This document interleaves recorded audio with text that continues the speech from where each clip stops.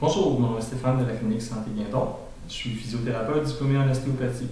Aujourd'hui, qu'est-ce que je vais vous parler? C'est un petit peu de thérapie crânio-sacrée, mais vraiment de base parce que c'est un aspect un petit peu technique et anatomique. Mais je vais vous montrer certaines structures que l'ostéopathe va travailler sur des personnes.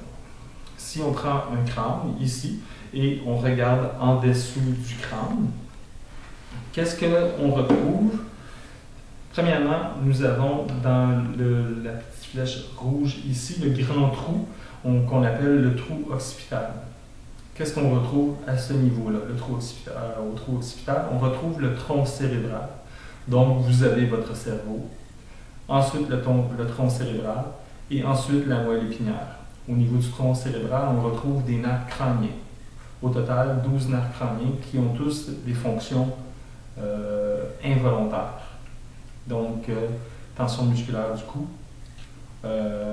l'adaptation des yeux, équilibre pour les oreilles, ainsi de suite. Qu'est-ce qu'on retrouve en jaune ici? On appelle les masses latérales, c'est-à-dire c'est l'endroit où votre première vertèbre de cou va s'articuler avec le crâne. Donc, c'est un peu la mobilité de cette articulation-là, c'est la même chose que si vous teniez un grand et gros ballon de plage à bout de bras.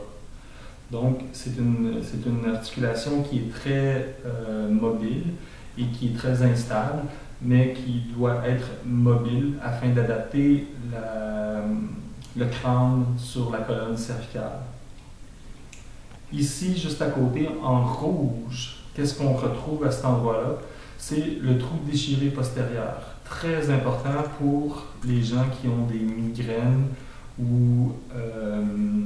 et qu'est-ce qui passe dans ce trou déchiré postérieur-là? C'est les nerfs crâniens 9, 10 et 11. 9 étant le nerf glossopharyngé, donc pour avaler la déglutition. Le 10 qui étant le nerf vague, qui s'occupe beaucoup de la digestion, entre autres. Et le 11 qui est le spinal accessoire, qui va envoyer des faisceaux pour la musculature du cou et des épaules. Et il y a aussi une veine qui passe dans ce trou. Et un des grandes raisons pourquoi les gens ont mal à la tête est un mauvais drainage veineux du crâne. Et à cet endroit-là, on retrouve souvent des manques de mobilité. Ici, en bleu. Donc, qu'est-ce qu'on retrouve en bleu ici? C'est l'articulation occipito-mastoïdienne, donc entre l'os de l'oreille, le temporal, et l'os derrière la tête. Cette articulation-là, ici, c'est la même chose. Il y a un grand vaisseau veineux qui circule à l'intérieur de cette articulation-là et qui contribue à drainer le crâne de sang. Ici, la grosse bosse, vous avez l'apophyse mastoïde. Donc, si vous mettez votre main derrière votre oreille, vous allez sentir une grosse bosse. Et ces bosses apparaissent en général vers l'âge de 4 mois de vie chez les bébés. Et à 4 mois, lorsque le bébé prend contrôle de sa tête, en général, c'est l'apparition qui s'effectue aussi au niveau des mastoïdes.